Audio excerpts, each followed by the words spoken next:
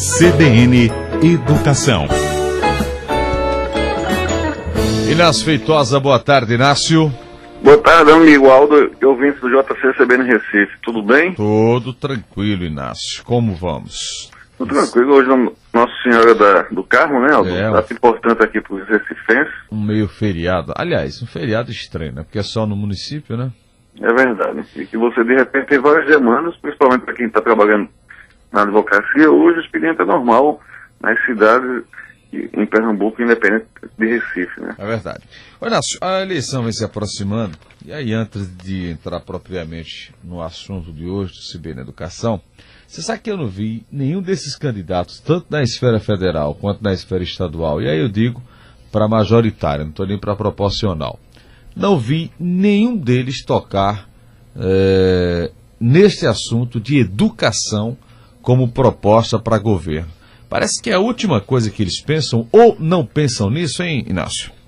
Aldo, quando se fala, o que se diz nos discursos são a linha de aumentar o PIB, o Produto Interno Bruto, que hoje está na faixa de 5%, e aí se considera, inclusive, uma parte que não deveria ser computada como investimento, para se aumentar de 5% para 7%. Mas não se diz como. Alguns até começam a discutir, dizem, não, nós vamos combater a corrupção, isso vai dar uma economia de 3% e vamos jogar esses 3% para a educação. Mas não é assim que funciona, na minha opinião. Nós temos que discutir se a questão da educação hoje no Brasil é a falta de investimentos ou se é a questão de gerenciamento.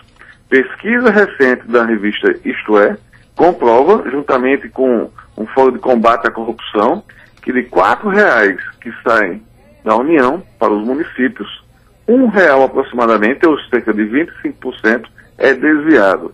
E outra situação que eu também defendo é que os países que passaram por reforma educacional profunda, como Coreia do Sul, Japão, o PIB deles era semelhante ao do Brasil. Já países da África e outros países do mundo que não tiveram sucesso educacional ainda igual ao Brasil, o PIB chega a comprometer 11% com a educação. Mas conforme eu disse antes, a questão do gerenciamento, a questão de colocar aquele recurso e aplicar diretamente na sala de aula, no aluno, no professor, isso não acontece. Então eu acredito que é possível encontrarmos um meio termo, tentarmos fazer um investimento, um aporte financeiro, mas fiscalizarmos a aplicação desses recursos públicos. E é lamentável, porque se fala muito em futebol, muito em Copa do Mundo em 2014, mas a educação, que deveria ser prioridade desse país, fica relegado ao 4º, 5º escalão na discussão política, não só na majoritária, inclusive na discussão para deputados, também nas proporções. Não, isso é geral, não se fala, é impressionante, sabe? E é gozado que são os mesmos, né, não é, Inácio? Os mesmos vícios, né? Eu acredito que nós vamos ter uma oportunidade ímpar, em outubro, de fazer uma renovação. E diante dessa eleição, verificar quem é que desenvolve ações em favor da sociedade, quem é que faz não só o denuncismo, mas que fiscaliza, que atua, e quem é aquele cidadão, aquela pessoa que nós queremos que nos represente. Principalmente considerando que o possível candidato, sendo eleito, vai passar 4 anos e que vai ter, pelo menos a questão do Estado aqui, um evento da abrangência da Copa do Mundo que nós vamos precisar saber se os recursos estão chegando, como é que estão sendo investidos, e toda uma parte de fiscalização dos poderes, né, Aldo? É danado isso. Bom, vamos aguardar. Agora, Inácio, tem uma pesquisa aí do IBGE, e aí essa pesquisa ela identificou que a população brasileira gasta 1,3% do orçamento com calçados, 0,6% com mensalidades escolares ou com cursos profissionalizantes, né? Idiomas e outras coisas também entram nesse bolo aí. Por que as pessoas invertem aqui as coisas, hein? Gastam menos com educação e mais com outros tipos de coisas. Essa pesquisa foi realizada, Aldo, com 2 faixas. Uma faixa social menos favorecida, que de aproximadamente a renda de 3 a 4 salários mínimos, e uma outra faixa da sociedade que recebia acima de R$10.000, uma média. O que acontece? A classe até 3 salários mínimos de renda familiar, ela tem que fazer escolhas na questão da alimentação, na questão da moradia, da conta da energia, da conta da água, e que talvez por esse motivo justifique ela ter esse investimento na educação como não sendo prioridade. Põe o aluno na escola pública, acredita que o aluno está tendo educação de qualidade, que o seu filho está tendo educação de qualidade, e começa a cuidar das prioridades, que é principalmente a questão da alimentação, da questão da moradia, da energia e da água. Mas o que é interessante nessa pesquisa é justamente que aquelas pessoas que pagam o ensino privado, elas acabam pagando duas vezes, porque paga o valor da educação do colégio do seu filho, da instituição particular, e paga também a questão dos impostos, dos tributos, que onera muito. E, mais uma vez, fica sem se receber uma educação de qualidade. Um outro dado interessante que essa pesquisa revelou, Aldo, foi justamente que essas pessoas que ganham acima de 10 mil reais, a educação para elas também não passa a ser prioridade. As despesas que elas têm em casa, como conta de celular, telefonia e outros semelhantes, ultrapassam o valor da questão da educação. E como existe uma flexibilidade de quem estuda de poder pagar apenas um mês de aula, digamos assim, e ficar 6 meses, se for numa faculdade, um ano no colégio, sem pagar, negociar no final do ano, ou até nem pagar esse transfer com outra instituição, eles acabam não dando precedência para a educação e deixam isso aí como não sendo sua prioridade. O que nós precisamos é justamente investirmos no projeto de educação, tratar a educação com seriedade e a criação urgente de uma lei de responsabilidade educacional. Nós temos uma lei de responsabilidade fiscal que já existe há 10 anos, mudou alguma coisa, não é o ideal que nós queríamos, mas a educação nossa ainda está capenga, ainda está deficiente. Talvez uma lei de responsabilidade educacional venha a amenizar toda essa questão que nosso país vive. Hoje, nós temos ciência da má qualidade que nossas escolas têm e da falta de investimentos, principalmente em relação aos professores.